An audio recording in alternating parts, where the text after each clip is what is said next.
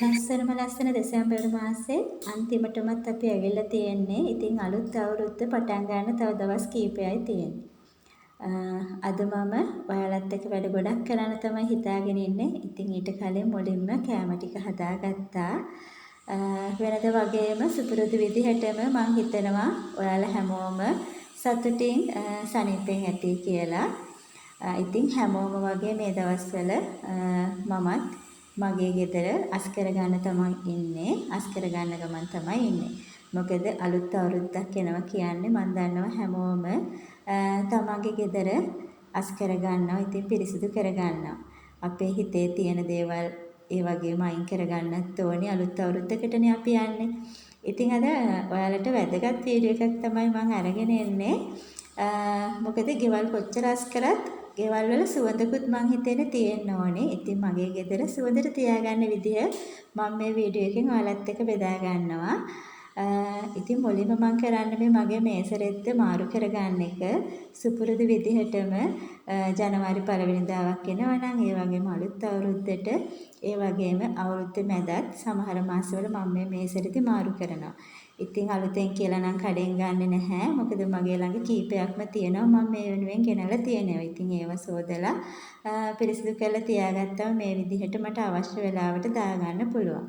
ඉතින් අපි කෑම කන තැන ලස්සනට තියාගන්න ඕනේ. ඉතින් ඒක නිසා තමයි මම මේ විදිහට මගේ කෑම මේසය ලස්සන කරගන්න හිතුවේ. ඒ වගේම ලස්සන මල්ලෙකුත් තියාගත්තා.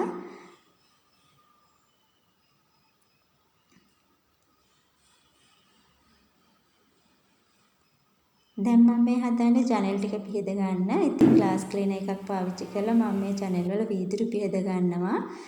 වීදුරු හොඳට පිහද ගත්තේ නැත්නම් අර එළියෙන් එන ඉර එළිය වැටෙන්නේ නැහැ ගේ ඇතුළට. ඉතින් ඉර එළිය කියන එක ගොඩාක් වටිනවා ගෙදරකට.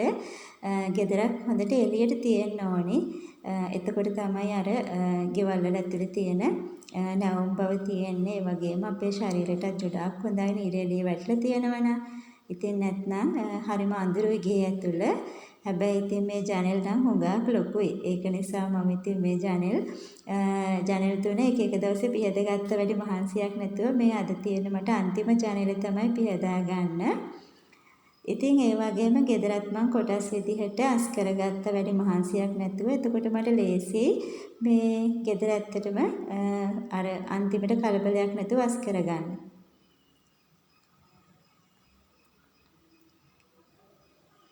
ඉතින් මේ දෙසැම්බර් මාසේ කියන්නේ මම හිතන්නේ හැමෝටම අලුත් බලාපොරොත්තු ඇති කරගන්න පුළුවන් මාසයක්. මොකද ඊළඟ අවුරුද්දට යනකොට අපිට මොනවා හරි හීන තියෙනවා නම් ඒ හීන හැබෑ කරගන්න උත්සාහ කරන්න පුළුවන්. ඒ හීන වලින් වැඩ කරන්න පටන් ගන්න පුළුවන්. ඉතින් හීන වෙනුවෙන් වැඩ කරන්න හිතන එක තමයි මම හිතන්නේ ලොකුම දේ.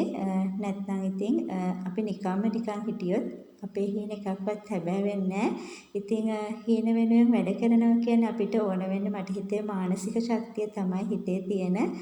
හිතේ හයියක් තියෙනවා නම් මම හිතන්නේ අපිට පුළුවන් ඕනම පහත් මට්ටමක ඉඳලා නැගිටින්න. ඉතින් ඒ ශක්තිය මම හිතන්නේ අපේ රටේ හුඟක් අයට මේ වෙලාවේ අවශ්‍යම වෙලාවක්. මම හිතනවා ඔයාලා හැමෝමත් ලබන අවුරුද්ද වෙනකොට නැගිටියි කියලා හිටියටත් වඩා හොඳින්.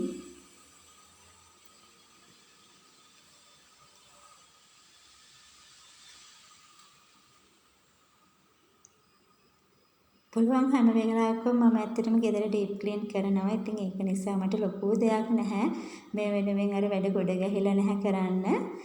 ඉතින් මම මේ ලී එහෙමනම් පිහදනවා තෙත රෙදි කෑල්ලකින්. එතකොට හොඳට දූවිලි යනවා. හැබැයි හොඳට තෙත මිරිකලා තමයි ගන්නෙ. නැත්නම් ඉතින් මේවා දිරන්න පුළුවන් යන්නේ නිසා.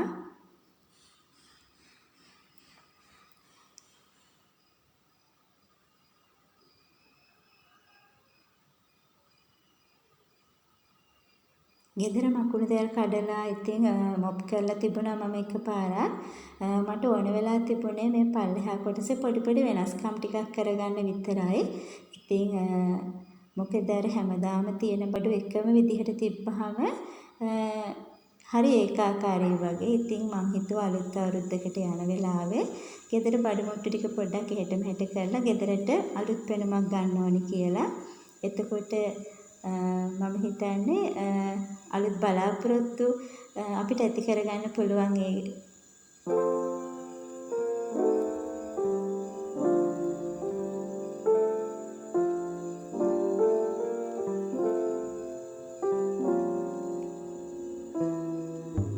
අවුරුද්දේ අන්තිම වෙනකොට කොහොම වුණත් හිතනවා ගෙදර මොනවාම හරි වෙනසක් කරන්න ඕනේ කියලා. මොකද මේ දේවල් අපිට අපේ අම්මලා තාත්තලාගෙන් ආපු දේවල්.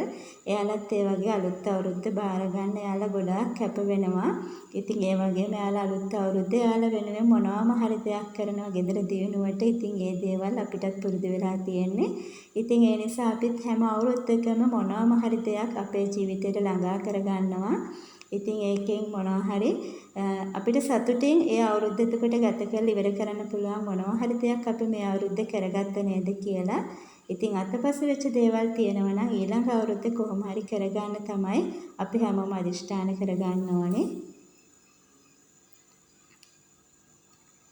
ඉතින් එකම තැන තිබුණු කුටි ටිකක් මම මේ විදිහට වෙනස් කරගත්තා. මගේ ගෙදර ගොඩාක් බඩු නම් මම පුරවගෙන ඉන්නේ නැහැ. ඇත්තටම එතකොට ගොඩාක් කරදරයි අස් කරගන්න. ඉතින් මං ආස බඩු මුට්ටු ටිකක් අලුවෙන් තියන නම් මං හොඟක් ආසයි. මොකද එතකොට වැඩි අස් කරන්න ඕනේ නැති නිසා. දැන් මං හදන්නේ මෙන්න මෙතන පොඩ්ඩක් වෙනස් කරගන්න. ඉතින් මම මේ හදාගන්නපු හැංගින් පොට්ස් දෙකක් තියෙනවා. මං හදන්නේ එතෙන්ට ඉන්ඩෝ ප්ලාන්ට්ස් දෙකක් දාලා මේ ටික පොඩ්ඩක් වෙනස් කරගන්න. ඇත්තටම ඉන්ඩෝ ප්ලාන්ට්ස් වලින් මේ අපේ පර්ස් එකටත් වාසි. ඉතින් අර ආටිෆිෂල් මල් ගෙනලා තියෙනවට වඩා ඒ මල් වල මිලත් වැඩි. ඉතින් අර දූවිලි වදිනවා. ඊට පස්සේ විසි කරන්න තැනුත් නැහැ දිරලා ගියයින් පස්සේ. ඒ නිසා මං ගාව ඇත්තටම ආටිෆිෂල් මල් තියෙන නම් එක පොකුරක් විතරයි. එකක් හරි දෙකක් හරි. ඉතින් අනිත් ඒවා ඔක්කොම ඉන්ඩෝ ප්ලාන්ට්ස් තමයි මම මේ විදිහට මගේ ගෙදර හැඩ කරන්න තියාගෙන ඉන්නේ.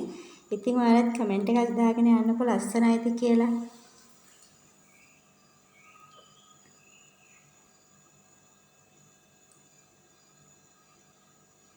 ඇත්තටම ගෙදර ලොකු ගයක් වුණත් පොඩි ගයක් වුණත් මං හිතන්නේ ගෙදර මේ දකින්න කෙනෙකුට හරි ඉන්න කෙනෙකුට හුඟක් ආසිතන තැනක් විදිහට අපි හදා ගන්න ඕනේ. ඇත්තටම අපිට ඒක කරන්න පුළුවන්. මොකද ඉතින් මහා ලොකු දේවල් ඕනේ නැහැ ගයක් හැඩ කරගන්න. ගොඩාක් ලොකු මුදලක් වැය කරන්න ඕනෙත් නැහැ. මම නම් ඒ වෙනුවෙන් මේ අවුරුද්දේ පොඩ්ඩක්වත් කීයක්වත් මුදල් වැය කරේ නැහැ. මොකද තියෙන බඩු එහාට මෙහාට කරලා ඒ විදිහට තමයි මගේ ගෙදර මම මේ විදිහට වෙනස් කරගන්නේ. ඉතින් මේක නම් මේ බර නිසා ඇත්තටම වෙනස් කරේ නැහැ. ඉතින් මං හිතුවේ නට අද මෙතන මේක තිබුණු තැන මාරු කරන්න ඕනේ කියලා.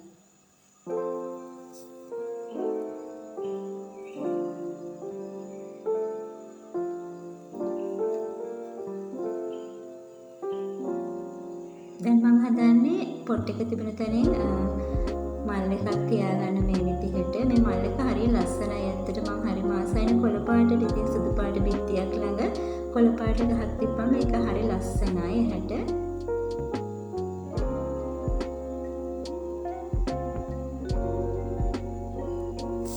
ඉතින් දැන් මම මේ හදන්නේ ගේ මොප් කරගන්න.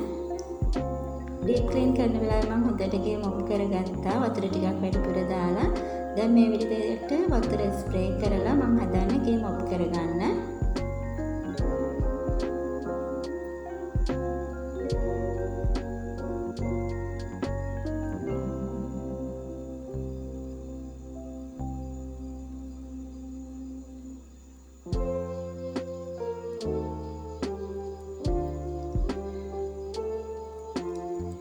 දැන් මම මේ හදන්නේ ගෙදර සුවඳ කරගන්න තමයි. ඉතින් මේක හරියම ලේසි වැඩක්. මම කරන්නේ කම්ෆර්ට් තියනවනේ කම්ෆර්ට් වලට වතුර දානවා. ඉතින් කම්ෆර්ට් ටිකක් වැඩිපුර දාලා වතුර දාලා කොහොම හරි සුවඳ එන ප්‍රමාණයට කම්ෆර්ට් ස්ප්‍රේ එක හදා ගන්නවා. මේ වගේ ස්ප්‍රේ කරන්න පුළුවන් බොටල් එකකට දාලා මම කරන්නේ මුලින්ම ගේ මොප් කරලා ඉවර වෙලා ඊට පස්සේ මේ ස්ප්‍රේ එක මුළු බිමටම ඉහගෙන යනවා. ඒ කියන්නේ මුළු ගෙදරම අපි මොප් කරනවා නම් ඒ මුළු ගෙදරටම ස්ප්‍රේ කරලා ඊට පස්සේ මේ වගේ මොප් එකෙන් උඩින් අතුල්ලගෙන යනවා. ඉතින් ඊට පස්සේ පුදුම සුවඳක් තමයි ගෙදර තියෙන්නේ.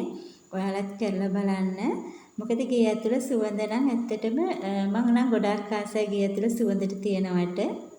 අර හඳුන් කුරුපත්තු කරලා ඒ වගේ නෙමෙයි. ඉතින් මේ සුවඳ ඇත්තටම නහයටත් හරිම ඒක අර තද සුවඳක් නෙමෙයි, සැර සුවඳක් නෙමෙයි කම්ෆර්ට් වලින් එන්නේ. ඊට පස්සේ ඒ වගේම පාපිසි වලට, ඒ වගේම සෝෆා එකට ඉතින් ඔයාලා කර්ටන්ස් දාලා නම් කර්ටන්ස් වලට මේ දේවල් වලට ස්ප්‍රේ කරලා තියාගන්න පුළුවන්. එතකොට නැවුම් සුවඳක් එනවා. ඒ වගේම ගෙදර හැම පැත්තක්ම ඉතින් මම මේ විදිහට පිරිසිදු කරගන්නවා. මොකද නැත්නම් බෑ. හැම පැත්තක්ම ගෙදර අස් කරගන්න ඕනි. මොකද නිතරම කෙරෙන්නේ නැහැනේ. ඉතින් ගොඩාක්ම හොඳට අස් කරන එක. ඉතින් ඒක නිසා කොහොමුණත් අර අලුත් අවුරුද්දකට යනවා කියන හැඟීම හිතේ තියෙන නිසා කොහොමුණත් කරන්න හිතෙනවා මොනවා හරි කරලා පුංචි වෙනසක් හරි කරලා මගේ පැත්තෙන් අම්මා කෙනෙක් ගෘහණියක් විදිහට මම හැම වෙලාවෙම හදන්නේ මම සූදානම් වෙනවා ඊළඟ අවුරුද්දට යන්න මගේ මනසින් මම ඊළඟ අවුරුද්ද බාර ගන්න ලේස්ති වෙනවා එතකොට මම හිතන්නේ මුළු පවුලටම සුබයි ඒක අපේ මුළු පවුලටම මේක සුබ දෙයක් කියලා මම දකිනවා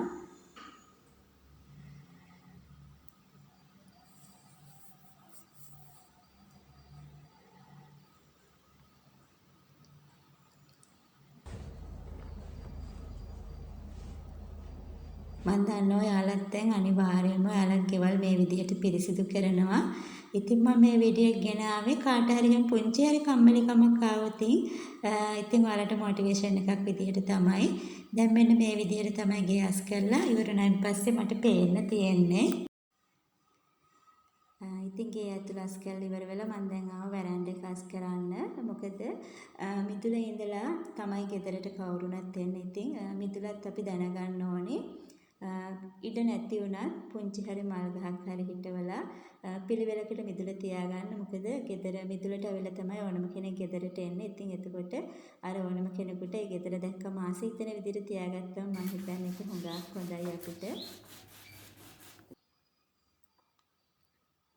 අනිත් එක තමයි ඉතින් පිරිසිදුවට පිළිවෙලකට ගෙදරක් තියෙනකොට මම නිතරම හිතන දෙයක් තමයි ගෙදරට වාසනාව ඉබේටම උදා වෙනවා.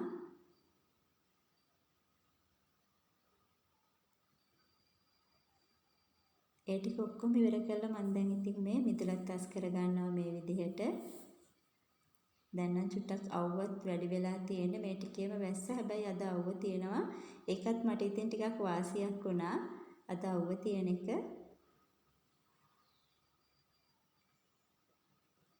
එහෙනම් ඉතින් මම හිතනවා ඔයාලත් ඔයාලගේ හීනවලට පණ දෙන්න අලුත් බලාපොරොත්තු ඇති කරගන්න අලුත් අවුරුද්දේ ඔයාලට හැකි වෙන්න කියලා පුළුවන් වෙන්න කියලා මම ප්‍රාර්ථනා කරනවා. ලස්සන අලුත් අවුරුද්දකට අපි හැමෝන්ට මේ අවුරුද්ද සතුටින් සැනසීමෙන් ගත කරන්නත් පුළුවන් වෙන්න කියලාත් මම ප්‍රාර්ථනා කරනවා හැමෝන්ටම. එහෙනම් ඉතින් ආයෙත් දවසක ලස්සන වීඩියෝ එකක් අරගෙන ඔයාලා හම්බෙන්න එන්නම්. එතකන් හැමෝම සතුටින් පරිස්සමෙන් ඉන්න. හැමෝන්ටම සුබ දවසක්.